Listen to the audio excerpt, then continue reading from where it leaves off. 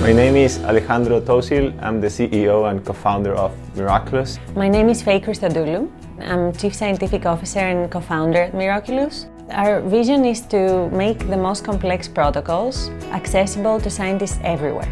I was first exposed to emotional connection session in a webinar. Following that, we organized the first training, and initially that was at the founders level, and then we proceeded with expanding the training in our leadership team, and throughout the pandemic that really helped the team, and by this day the entire team at Miraculous has been trained on emotional connection methodologies.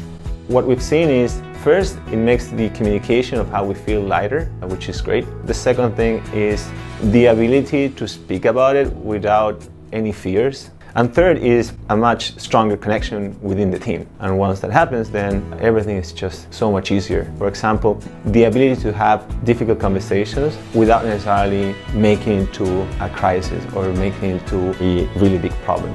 Knowing that we co-regulate each other's emotions, just being aware of that in a team context, each member of the team can, first of all, express what it is that they need in moments that are demanding. The others are able to acknowledge what they need and how they are important and valued in that situation. And that on its own just facilitates radically the interactions, the problem solving, and it even makes it feel like there's a sense of togetherness that without the methodology is not necessarily to be taken for granted. That has facilitated interactions, communication, made more effective the meetings, and overall the team performance. We really care about having fun while we do all the great and hard work that we do. Emotional connection methodologies has catalyzed that. We really can turn a situation that is demanding into a joyful situation where with togetherness we overcome it with a great sense of achievement. To become the best